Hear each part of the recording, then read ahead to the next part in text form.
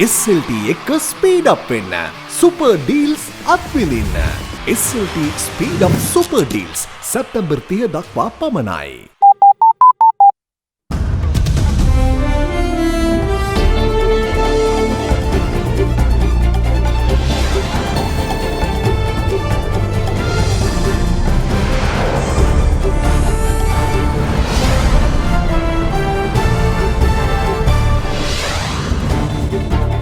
Making headlines tonight. Stark reality as Lord Naseby lauds Sri Lanka military for their resplendence. Your armed forces acted as professionally as any army has acted. Disabled war heroes continue their struggle on the roads of Colombo. They followed the Geneva Convention for a war. Not a human rights uprising, a war. An unconscionable insult. Former president maligns the president's conduct for dragging China into a political feud with Lotus Tower remarks. Out of limbo, the presidential election date gazetted. All that and much more coming up tonight on First at 9. This Wednesday, the 18th of September, 2019. මුහුණ සති කීපයකට කලින් Fair and Lovely men ගෑවට පස්සේ Marx අඩු වෙලා ෆෙයානස් වැඩි වෙලා. Marx අඩු කරලා ඔයාගේ ෆෙයානස් ස්ටෑන්ඩඩ් එක වැඩි කරගන්න. Fair and Lovely men anti-marks cream. From AdaDerana, this is AdaDerana First at 9. Live from Studio 24 in Colombo.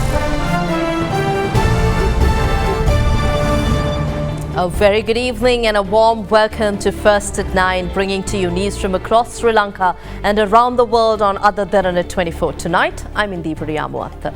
Well, the question of will it happen? When will it happen? How will it happen? All those are now put to bed as the Election Commission today ended months of speculation by gazetting the date for the much anticipated poll to elect the 7th Executive President of Sri Lanka. As per the Gazette, the election will take place on the 16th of November this year. Accordingly, the nominations for the presidential poll will be called on the 7th of October and the applications can only be submitted between 9 and 11 a.m. on the day. The term of the incumbent president will come to a close on the 7th of January 2020. We will be keeping you updated on all the manifestations of the presidential election as soon as they happen via our text alerts and other platforms right on your mobile phone. We also aim to bring you all the results as they break right into your living room.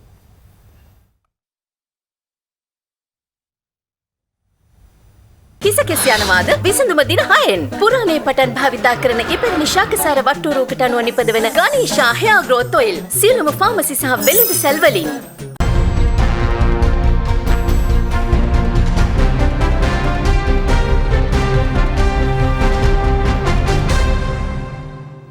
The Sri Lanka Freedom Party is not concerned about a possible breakdown in talks with the Sri Lanka Podujana Peramuna in their bid to form an alliance. General Secretary of the party, Dayasiri Jayasekara, shrugged off any suggestion that the SLPP, or rather the SLFP, will be stranded if the discussions do not yield the intended results, saying that there are other options they can revert to. With the symbol of the proposed alliance being the sticking point in talks, as the SLPP insists on that symbol being the flower bud, the UPFA meanwhile calls into question the priorities of the SLPP.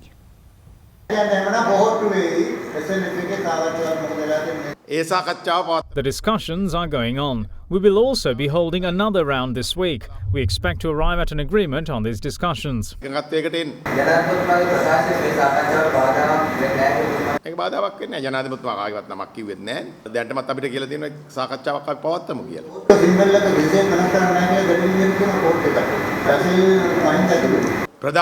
What is more important, championing the candidate or the symbol under which to contest?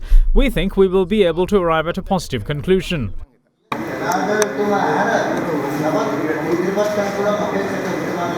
අපේ පක්ෂයේ මධ්‍යම කාර්ය සභාව තීන්දුව කරොත් කාට හරි ඉල්ලන්න කියලා. එයාට ඉල්ලන්න මේ. ඔය ඉතින් දැන් පක්ෂය තීන්දුව කළ Yes, that is what the Central Committee decided. We have given him a letter with our signatures. අපේ අය අස්සම් කළ ලියුමකුත් දීලා තියෙනවානේ. සියලු දෙනාගේම අදහස බවට පත් වෙලා තිබුණේ All were of the view that we should contest under another symbol and not the flower bud. If not, we won't be able to gather all members of the SLFP. එකතු කරගන්න බැරි තත්ත්වයට මේක පත් වෙනවා.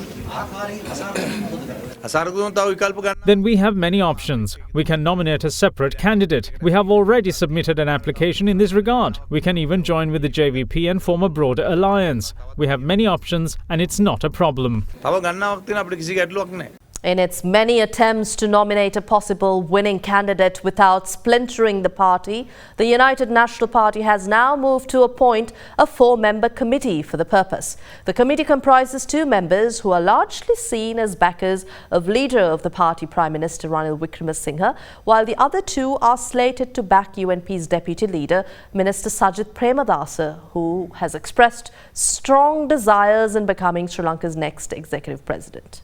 The United National Party has appointed a 4-member committee, vesting it with the responsibility of submitting a proposal to the party's working committee, naming its candidate to contest in the looming presidential election. The committee comprises of Ministers Kabir Hashim, Ranjit Maduma Bandara, Dr. Rajitha Senaratne and advisor to the Prime Minister Dinesh Veerakkodi. The latter duo are known backers of Prime Minister Ranil Wickremesinghe, while Ministers Kabir Hashim and Ranjit Maduma Bandara have voiced support for UNP Deputy Leader Minister Sajith Premadasa. Meanwhile, Minister Premadasa presided over the Samatha 7 mobile service at the Tangol Divisional Secretariat. බොහෝ දෙනා මාව හමු වෙලා කිව්වා මේ අලුත් ගමනක් යන්නට. Many people told me to lead the way for a new journey. I'm ready for the new journey that will bring prosperity in the country. A small group is threatened by the term new journey as they're the most lethargic bunch of people. They conduct discussions within air-conditioned rooms. They don't hear the cry of the public. I, however, listen to them. මම ජනතාවගේ හඬට සවන් දෙනවා. The UNP deputy leader also unveiled the pinnacle of the newly constructed Chaitya at Dodamgoda Puhamugoda Sri Jinendra Rama Vihara yesterday.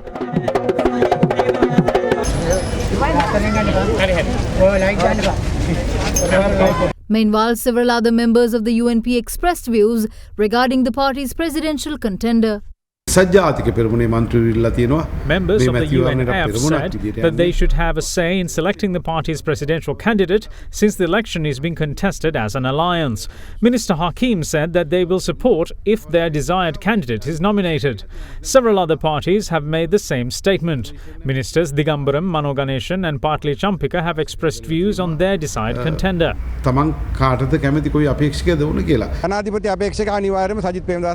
Sajith Premadasa will definitely be the presidential candidate. I state this with responsibility. No other has come forward from the party. No matter who likes whom, if any of them proceed without the party, there won't be a journey for them.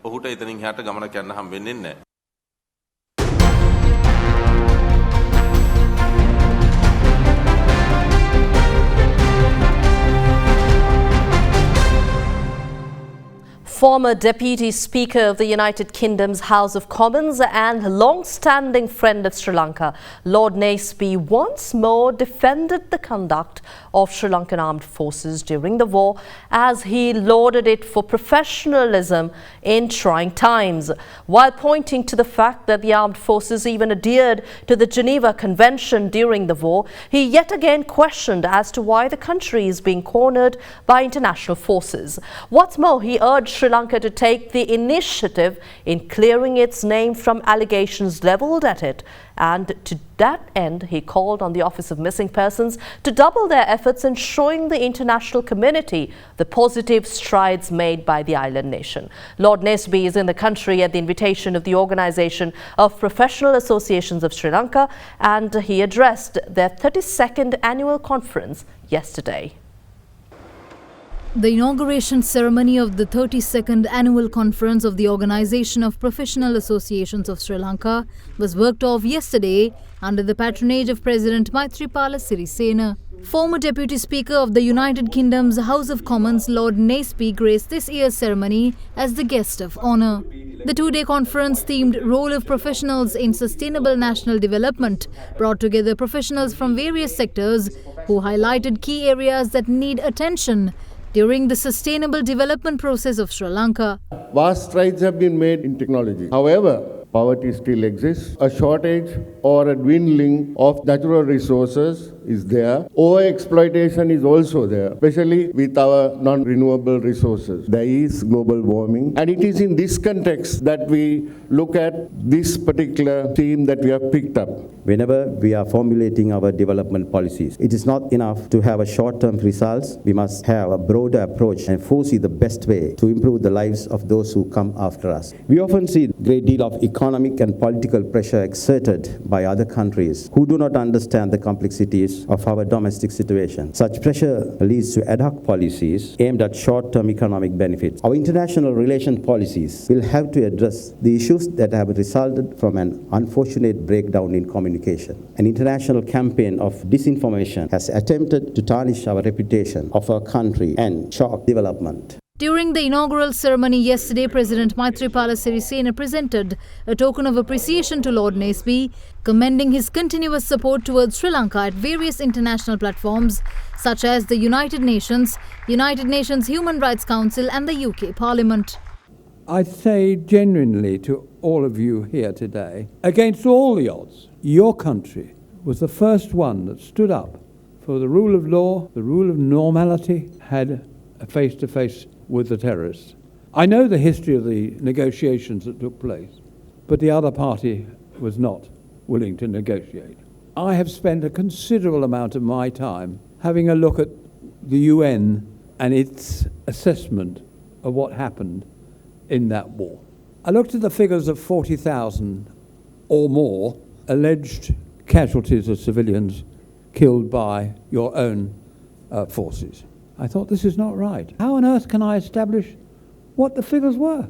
I suddenly thought, we have a Freedom of Information Act in our parliament, and I went to the library. I explained that there were something like 500,000 Sri Lankans living in the UK. They must be interested in what happened. In addition to which, you were a founder member of the Commonwealth. On top of that, when we asked for help from Sri Lanka during 2 world wars, you responded. So I wrote over 2.5 years, letter after letter after letter. I got nowhere. And I discovered that there was a man called the Information Commissioner. And then lo and behold, a whole wodge of dispatches arrived. But there was enough material in there. If only the original work that was done, and there's no reason why they couldn't have asked Colonel Gush at the time, the UN. If only they had asked, instead of guessing, then I think much of the trauma that your dear country's been through need not have happened. Then there's been work done by Amnesty, because you'd think if 40,000 had been killed, there must have been a few bodies around somewhere.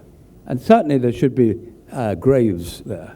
But their estimate, professional estimate, if I can use that word here, was 2,000 to 3,000. I do think we have to think long and hard how we're going to try and bring this tragic period to an end. The word national, and it affects all the provinces of the country. It means all the ethnic groups, all the genders, all the religions, and it means policies for sustainable development that are suited to Sri Lanka, not the needs of the UN or the UNHCR or the very well-meaning NGOs. You have to interpret this very, very key problem.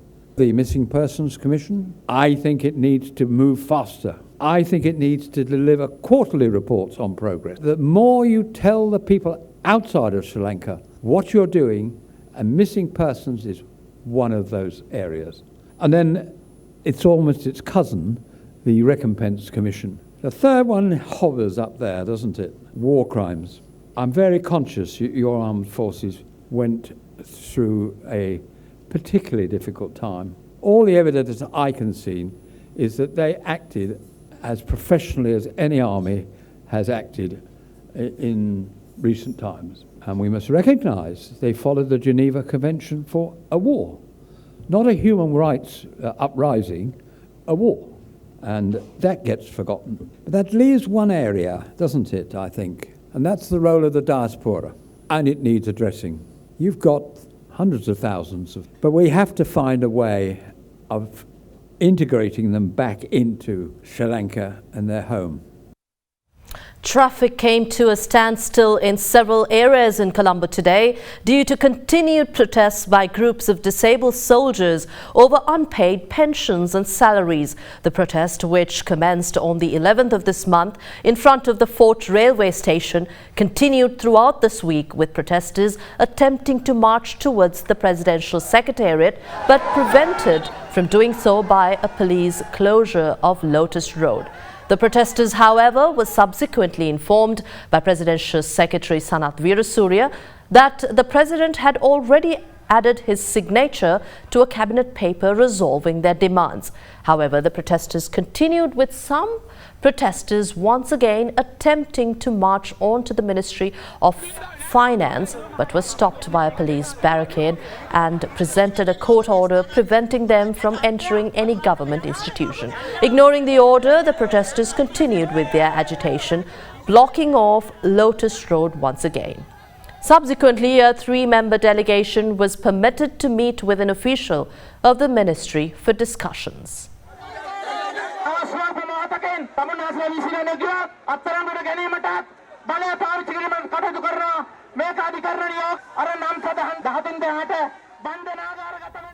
The former governor, MLAM Hizbullah, who appears as the owner of the Batticaloa campus and the Hira Foundation, had allegedly pressurized a bank of Ceylon to open accounts at his discretion.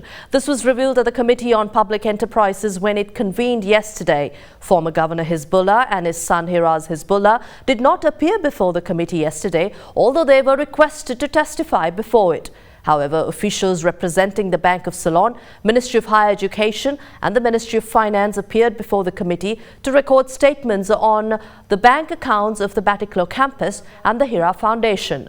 The COPE chairman MP Sunil Handunnetti inquired on the bank accounts maintained under different names, and the BOC General Manager KBS Bandara and the BOC Senior Legal Officer Dayanjani Piris responded to the queries.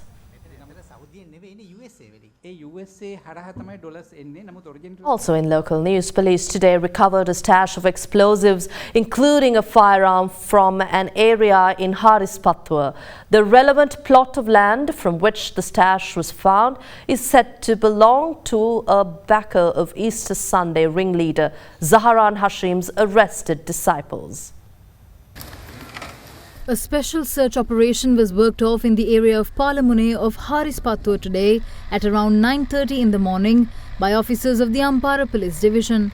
A piece of information received by the State Intelligence Service had prompted the operation, and it had yielded a T-56 firearm, 30 live ammunitions, a T-56 magazine, 7 detonators, 4 gelignite sticks, rolls of wire, ammonia, urea and a cache of explosives. The stash was discovered from underneath a pen constructed for goats. The plot of land from which the explosives were discovered is said to own by a person named Samil Mohammed Halim. He is believed to be a prominent supporter of Zaharan Hashim's arrested regional leader of Ampara by the name Siam. In the meantime, the Colombo Fort Magistrates Court today ordered the remains of the Easter Sunday suicide bomber who carried out the attack at the Kingsbury Hotel to be buried at the Borella Cemetery. The relevant order was issued to the Timbirigasyai Divisional Secretary. The move came after the Criminal Investigation Department informed court that the attacker's relatives had refused to accept his remains. And we have the former president's reactions to the president's remarks on Lotus Tower advance payment after the short break.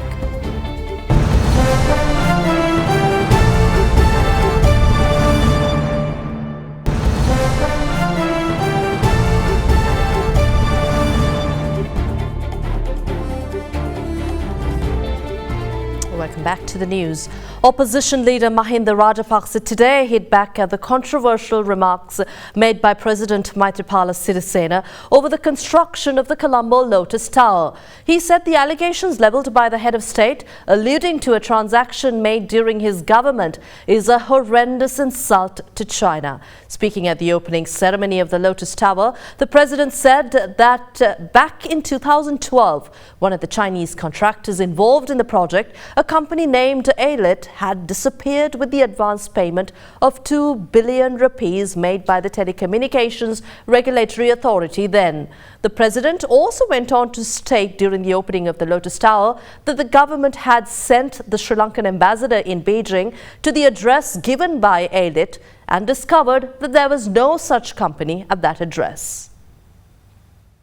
Opposition leader Mahinda Rajapaksa released a statement today in response to the allegations levelled by President Maithripala Sirisena at the opening ceremony of the Lotus Tower in Colombo. He stated that in 2012, when the payment in question was made, the Telecommunication Regulatory Commission, which was in charge of the project, was under him as the president. The former president said that back then, the total cost of the Lotus Tower project was estimated at $104.3 million. The Exim Bank of China agreed to provide a loan facility of $88.6 million, or up to 85% of the total project cost, while the remaining 15% of the cost had to be borne by the Telecommunication Regulatory Commission. He said that the contractors for projects financed by the Exim Bank of China are nominated by the Chinese government and that accordingly, the China National Electronics Corporation and Alit were nominated by the Chinese government. He added that in the projects of this nature, the 15% local component has to be paid to the contract up front as an advance payment, and documents confirm that on the 9th of October 2012, the TRC had credited $15 million or 2 billion rupees to the account of the main contractor, China National Electronics Corporation. The opposition leader insisted that China National Electronics Corporation is still the main contractor of the project and that the advance payment of 2 billion rupees was never paid to the other contractor, Alit, contrary to the claim made by the president, saying the relevant documentation will show that from day one, all payments had been made to the account of China National Electronics Corporation. He added that the two contractors recommended for the Lotus Tower projects are 100% Chinese government-owned conglomerates and that the active party doing the contract was always the China National Electronics Corporation and not Alit. The opposition leader said, quote, "To say that a major Chinese government-owned conglomerate had disappeared with 2 billion rupees belonging to the Sri Lankan government is a horrendous insult to China," unquote. Furthermore, he said, quote, "This insulting statement was moreover made in the presence of the Chinese ambassador. We can understand why the government would want to sling mud at the political opposition on the eve of a decisive presidential election, but to publicly insult a major world power that has always been friendly and helpful to Sri Lanka is unconscionable," unquote. The former president added that in April 2019, the Auditor General published a 670-page special report on the Lotus Tower project, but it makes no mention at all of a Chinese contractor who disappeared with $2 billion, and if this statement was made due to wrong information being conveyed, he expects relevant individuals to move quickly to issue a correction. According to Education Ministry figures, a startling 10% of Sri Lanka's 280,000 teachers lack the personality and creativity to be effective teachers and remain unsuited to the role of moulding the country's future generation. President Maithripala Sirisena made these remarks at a ceremony organised by the president to present appointment letters to Northwestern Province graduates in Kurunegala today. A ceremony was organised to hand over letters of appointment to 1,400 graduate teachers of the Northwestern Province today under the patronage of President Maithripala Sirisena. Addressing the graduates, Head of State stressed the urgent need for updating necessary skills and knowledge of the country's teachers to suit the ever-changing requirements of an increasingly technology-advanced world. The president also made a veiled reference at the current government handing out jobs for votes in the run-up to the presidential election. Education Ministry figures show that there are 280,000 teachers, of which 10% are unsuited for the role and lack the right temperament and creativity to be effective teachers. Why is this? They have the right qualifications, but according to these research reports, they cause more damage than good. This month is the literary month, but it has turned into the job appointment month. Due to election laws deeming it illegal to hand out appointments from the 1st of next month, this month has turned into a job appointment month. On the way here from Colombo, I noticed huge crowds gathered in Kolpiti with thousands of people at temple trees being given jobs. This is happening at ministries as well these days. Prime Minister Ranil Wickremesinghe stated today that while the government has just completed its first lap during his tenure with the implementation of many progressive initiatives, his second lap will consist of long-delayed job creation initiatives. The Premier stated this at a ceremony held at Temple Trees to hand over appointment letters to teacher trainees. Prime Minister Ranil Wickremesinghe hosted a ceremony to present appointments to 4,200 teacher trainees today at Temple Trees. While outlining the progressive initiatives of the government, he admitted that there were some delays in job creation, which will be rectified in what he termed his government's second lap. No other government has invested as much for the health and education sectors as our government has. We brought you the Suicide ambulance service. We brought down the prices of drugs, provided the latest medical equipment of hospitals, opened medical training facilities, opened teaching hospitals. We even initiated the Nearest School is the Best School program, as well as the Suraksha insurance scheme. For all this, we invested a lot of funds. There was a fear that the economy would collapse after the Easter Sunday, but it didn't happen. We have just finished the first lap, and now it's time to run the second lap, which will be to create jobs. However, I do admit that there have been some delays and we took some time to get there.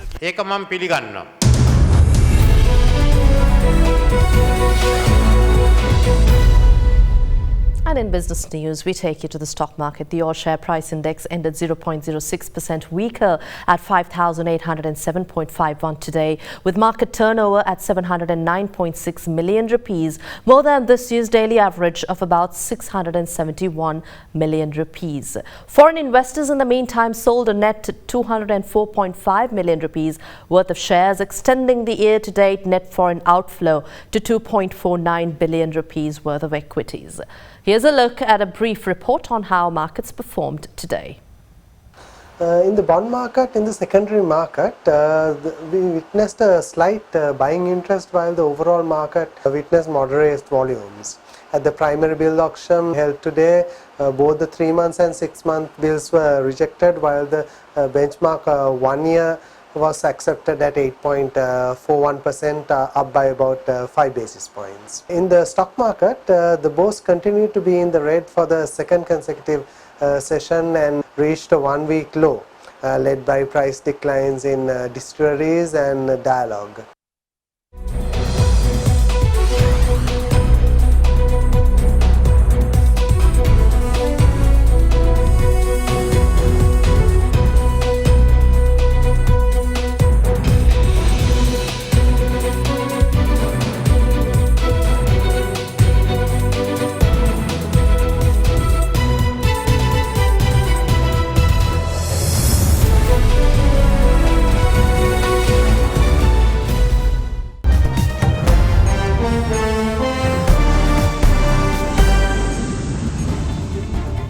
Welcome back. In your international news, following Israel's second general election in just 5 months, it appears that Prime Minister Benjamin Netanyahu's bid for a second or a record fifth term is close to failing, with latest results indicating a deadlock. As final results are yet to be announced, the latest revised surveys have shown Benny Gantz's Blue and White Party ahead with 32 to 34 seats to Netanyahu's Likud party's 31 to 33. Well, with both the major parties failing to secure a parliamentary majority, weeks of coalition negotiations are expected, with minor parties with right-wing party Israeli Derana appearing the likely kingmaker with 8 to 10 seats. That wraps up tonight's edition of First at 9 on AdaDerana 24. Good night.